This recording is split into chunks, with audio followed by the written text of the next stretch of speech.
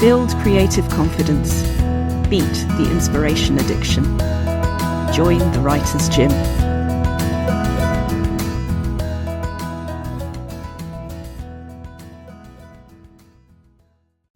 This series of the Writer's Gym, I'm focusing on what makes writers curious, what makes them feel inspired, what makes them enjoy doing the writing. Because my experience of the enjoyment of the writing is that word curiosity. Anything that comes out as confidence, anything that comes out as getting the job done, rather than questioning yourself so much you can't get the job done. That step for me came through working out what I love. So I hope you enjoy these conversations with wonderful authors, and do check the show notes so you can find out more about all of them. This new series of the Writer's Gym podcast is particularly important to me because we are looking at what our membership need in order to do the writing and live the lives creatively that they want to write and live. I am so delighted that I met producer and author Ashley Lexine, and she and I have been working together within the Writer's Gym, and it's been such a pleasure to see her ideas of what she wants to publish and how she wants to do that becoming more her own as we get to know each other. It's also a pleasure, while Chris is off on other projects, to have Ashley producing this podcast with me. I hope you enjoy this as much as I have. Ashley Lexine. Rachel Knightley. Welcome to the Writer's Gym. Thank you so much for having me. I am always excited to get to have a little chat with you, no matter what the circumstances. And it's so great to be interviewing you and to have you coming on board as producer, because we actually met on a podcast. Yes. Officially, our in-person, our face-to-face meeting was on my podcast. I'm like, oh yeah, it was. That's my podcast. Yeah, and we're coming up on a year since the Healthy Metal Hippie has been out. And well, I mean, we're still a few months off, but I'm going to say we're closing in on a year. And it's been really exciting. And honestly, your episode always brings me such joy when I listen back to it and get feedback on it. Healthy Metal Hippie is all about bringing art and wellness together. And we talked a lot about getting your work out of you, and for one, and also talking about using writing as a healing tool and just kind of setting yourself free. And it was very helpful for me, and it was like its own therapy session. And then it's helped a lot of people since. I've had lots of feedback that everybody loves you. That's really lovely to hear. It was so nice being on it, because I think our messages and our interests really did mesh very, very well. That with the Writer's Gym, as you say, I'm there to help people work out what it is that's stopping them from writing and find healthy habits so that they are writing regularly, and it becomes less of being stuck in what does this say about me, and more the curiosity of what is in me, what do I want to say, what do I want to do. I would have talked a lot about very dear departed David Lynch, who has been an enormous influence on me. And so it's really nice to have this conversation with you now and sort of recap some of that stuff, because one of the main books that I have recommended to you on Healthy Metal Hippie, and to anybody else I'm talking to whenever I get a chance, frankly, is Catching the Big Fish by David Lynch. And getting out of the way of your own ideas, making space, as he calls it, room to dream. Yes. Is what we're all about. And I think before people do that, the mental health implications of not realising we've got that freedom are huge, aren't they? Enormous.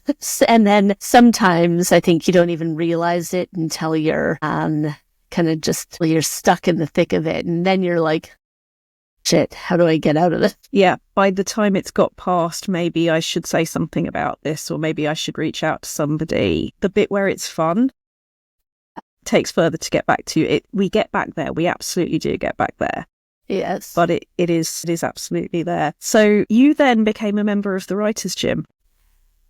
I love being part of the Writer's Gym because it has really kind of helped me set boundaries around my writing, in that I have to make space for myself to do it without guilt, and just to be totally free while I am doing it. It's like, I love carving out that chunk of space, but I also love the new perspectives that you give on everything, on life and things that you're working on, and how to approach new projects or old projects that are coming back out of the woodwork again. It's a special place to be. Something that I think is maybe a rebranding of people's expectations a lot when they're new to the Writer's Gym is people do come in wanting to not feel guilty, wanting to not feel shame about either making the time or not making the time. And the thing that I think you're finding, and that I think a lot of people are finding, is the real strength comes not from the emotion going away, but from recognizing the emotion and realizing it's not the boss of you, among other things. Is that your experience with the guilt? Yes, I think so too. I think that's absolutely right. It has changed a lot about, and there's still times that I don't make time for writing, but I'm not beating myself up at it anymore. And so that part's really nice. But in doing that, I've also had more time for writing than I ever seemed to, which is amazing as my schedule gets busier. Would it be okay to maybe give an example of what that looks like for you? Because obviously creating time is one of the hardest things people ever do. And everyone, including you, has an enormously busy life, has different facets of their life and what the demands on their time and their energy are. Would you be up for giving people an example of how that's gone for you?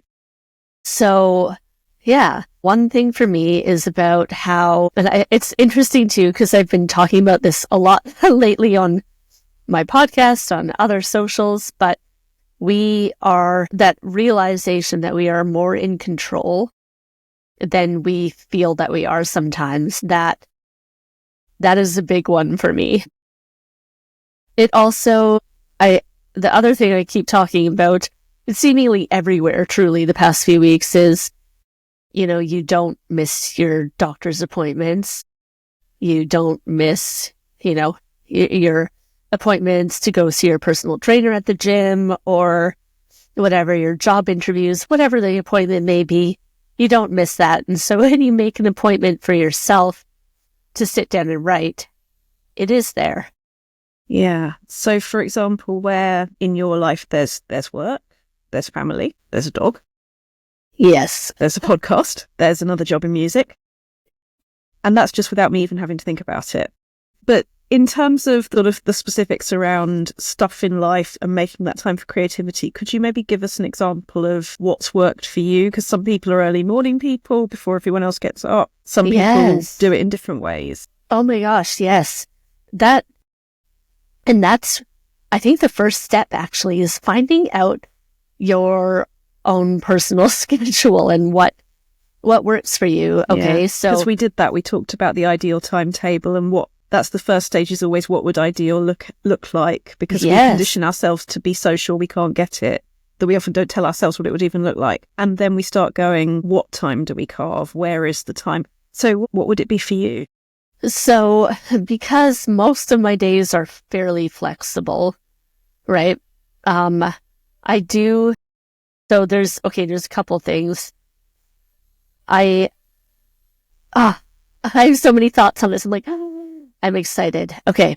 First of all, another great realization over the past couple of years is just because regular people have an 8 to 4 or 9:30, 9 to 5:30 or whatever schedule, that doesn't mean your schedule has to look that way. And that has been like mind-blowing for me, which is also kind of funny to say, but because I think we get so conditioned, like you wake up really early, you get this stuff done, you work, you come home, you eat dinner, and then, you go to bed. That is life. But first of all, realizing that, life is actually so much more than that. Your schedule does not have to look like that. And of course, there are constraints in that sometimes that, yes, you may still have to work the 9 to 5, and that's fine. But you can, I don't know, maybe you work your lunch break by writing. You can carve space for it there. I actually really like going out to like a coffee shop or something. I like writing there because I always need a change of scenery, as you know. I like going different places that make me feel inspired to write, and just, I think it is just fresh energy that just makes me feel like, I'm in the zone. That fresh energy, just to go back on a couple of the things you've mentioned, walking or driving or going somewhere, and the cafe or library or other place at the end of it. All of these are ways of making an active choice for some people. For other people, don't get me wrong, home is the place that writing happens, and there's no right or wrong, but it's very much finding your own one, isn't it? So I know you've done a bit of that. I also know that you've come to the writing room and you've come to coffee and creativity, and you're making time and space that is writing time within the writer's gym when we collect for those. So what's all that been like? So yeah, like I say, I like going places, but I actually do write probably 95% of what I write at home. And I love having that space because, I don't know, maybe it feels like working in groups when you're at school and everyone's just has silent working time. and I really love that. And I also really love the coffee and creativity because then you can just create whatever as well. So just for anyone who's listening and is new to that, we have a chat at the beginning. We have writing time. There are things that come out of that conversation that if people need or want prompts or any kind of holding pattern, we can absolutely do that. But it's time to use however you want to use it. And then we have a chat at the end. Yes. Yeah. And I really love that time. Schedule has prevented me from joining a few lately, but yeah, I really, really enjoy that time. I also just enjoy that community of being together. And even though you're all working independently, you're all working towards your own goals and your own projects. It's cool because you're seeing art and excitement come to life in front of you, you know? And you can absolutely feel it, can't you? And the energy of everybody supporting each other and being interested in what's going on for each other. Yes. Yeah. Absolutely. That is really, really nice to hear. And the writing room as well that we have, as everybody's invited on Mondays, but then there's obviously the members only sessions at other times. What's that been like for you?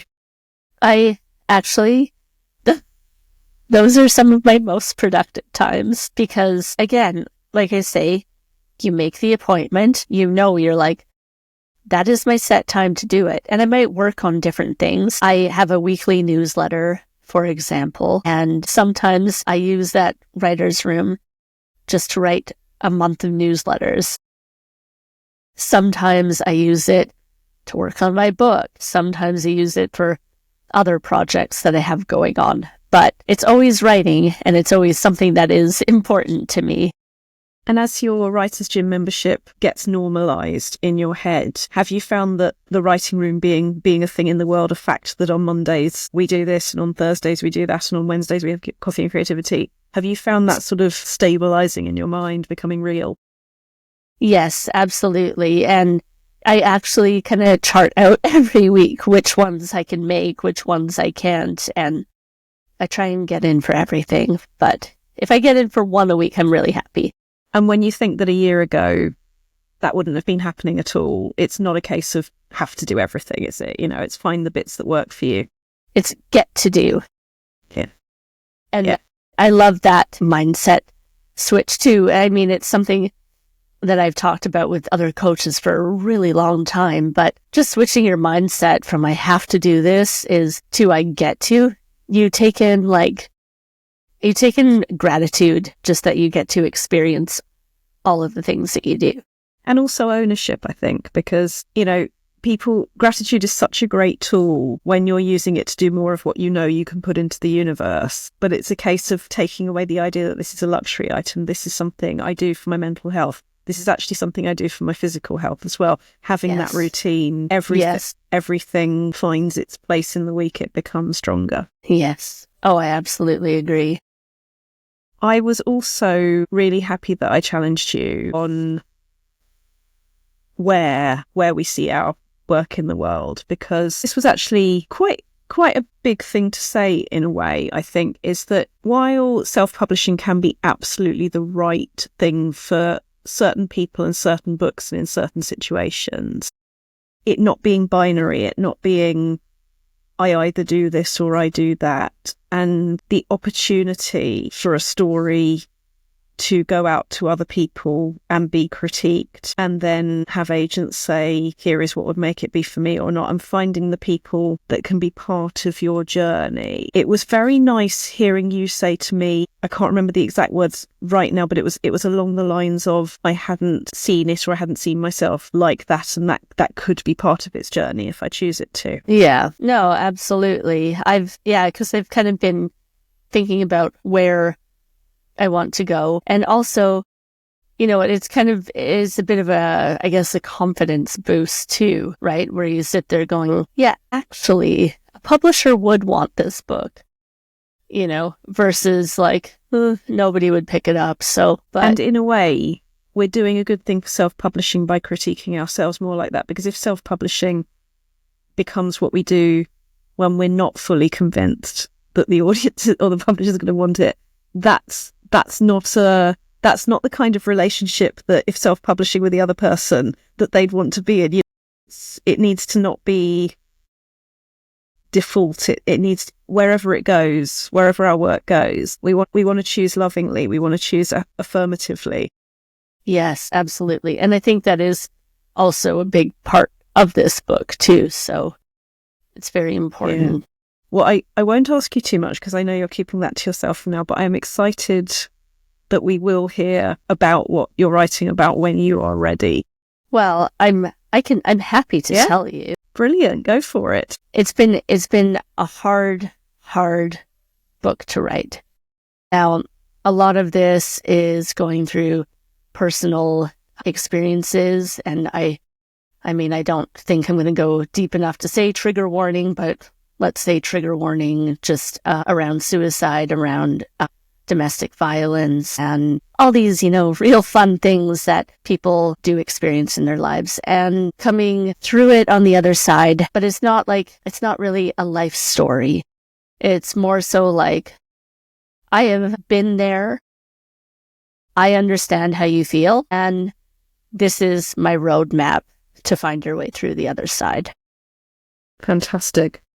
And so I have done all the planning and everything. It's about a quarter written right now. And, but some of it, when you have to pull these little things out of the depths, when you're going through everything that's happened, you're like, ouch, okay, that's hard to write about, but I think it's a really good thing. And I do think that at the end of the day, it will help people, and it'll give people hope for whatever they may be going through. And I mean, I'm not sitting here saying that I've been through the worst that life has to offer, but I've definitely had my moments from a very, very far too young age. So, and something else that's probably worth including in as we talk about this is, I remember when you had a piece published in a magazine about domestic violence, new chapter of life, moving forward in love with people in your life now. And this is the Christmas one. Yeah. And something that I found really profound was, it didn't even necessarily occur to me as a surprise that when others in the writer's gym, were saying, oh, Ash, well done, and so glad you did this, and, it's brilliant that you're sharing this because it really, really helps people. It didn't occur to me, I think, until you said it to me, quite how much of a sort of surprise it was to get that reaction. And I think that's probably a pretty universal experience, actually, that when it's our own stories, we don't fully honour the fact that actually, yeah, it is a big deal. And yeah, people do need to hear that this growth experience has come because it needed to, and other people's need to as well. That what you're doing by having the courage and consistency to engage with that process and tell that story is as big a deal as the consistency of engaging in the growth in the first place and making the life changes. It is of genuine help to other people, many of whom we will never know. And with the writer's gym, there are people in there I've either never met face to face, that it's all been online. It's not everybody, but it's some. Yeah. And there's people in Australia, there's people in New Zealand, there's people all over the place who, our stories are connecting and they're part of people's psychological landscape, and your growth is part of other people's growth. Yes. And I think that's like I think that's also really something great. All the words just came out. That happens with a first draft when you are saying something emotional. No. I'm saying I just like apparently can't speak. No, you're not. You are saying that you are saying something that matters, because the thing about a first draft on paper is it's just like going blah, blah, blah, when you're talking to somebody about something that matters. And I'm glad that you get to do that on audio so people can hear it happen, because it's what we need to the faith and to be able to do.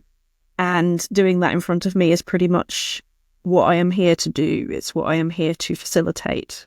And yes, and that is true. You definitely are here for that.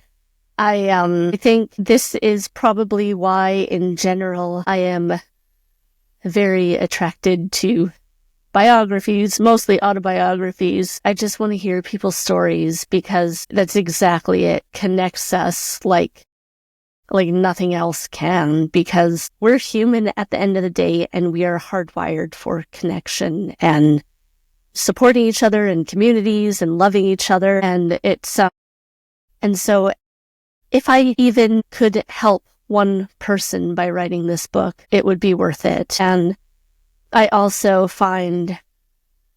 I think this will be a big part of just totally setting myself free from burdens that I have carried, if that makes sense. More than sense. It's absolutely wonderful to see you doing that for yourself, for your family, for your listeners, for your readers, for the Writer's Gym, for everybody. It's such an important thing. I have one last question, if that is okay. And I'd love to know, with writing, if there are any particular writing habits or writing exercises, because as we know from the Writer's Gym, just like your physical body responds well to doing small things a lot of times rather than burn out by doing it once, it's the regularity, it's the little habits that really change things in the directions that you want to change things. What's been good for you? For doing the little things, or for maybe just being in the gym, or I'll give you a couple of examples, and maybe they're relevant examples, maybe something else entirely is. For some people, it's the amount of time that we get hung up on. I don't have time to do justice to it. I need a completely empty day. And then we move towards, do you know what?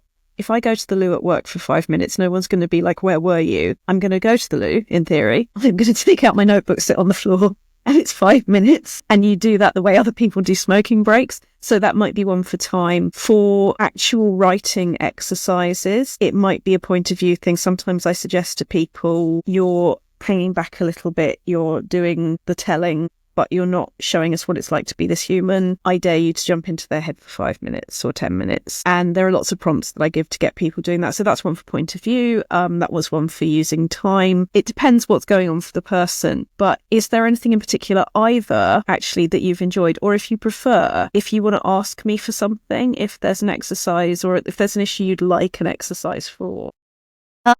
It's a toughie. Take your time. Take your time.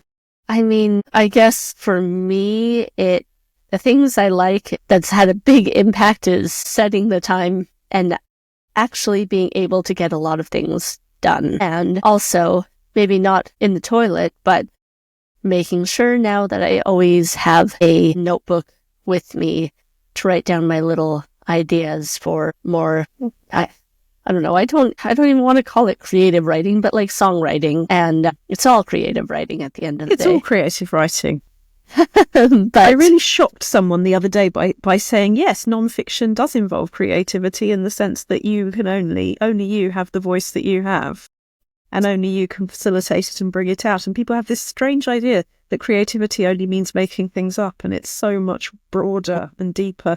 And I think always like creative writing. I ran the creative writing class in my school when I was in high school, and it was delightful. But I always think of it like poetry and playwriting, and it's like, no, it's literally everything. It's literally everything. If you put your pen to paper, your fingers to keyboard, yeah, it's creative writing. Yeah. Maybe that's the thing that I want to make more time for, though, is doing my poetry writing, because that's actually poetry, songwriting. That's really where my heart is like little butterfly, happy fairy dust fly away. Well, do you know what? I am going to take that as my instruction for this year, is keep an eye on how we can facilitate you having the time, the space, the curiosity, which is the true meaning of confidence. That's what confidence really feels like. It feels like curiosity. That's what we're going to look for this year. Yes, I'm so in for that. And thank you for being my new producer on the Writer's Gym podcast. I'm really honored to be chosen for the task, and I'm really proud to be part of the Writer's Gym, no matter what, whether it's the podcast or the group membership, or I'm just happy and thankful for your friendship. Right back at you. Ashley Lexine, thank you so much for joining the Writer's Gym. Thank you, Rachel.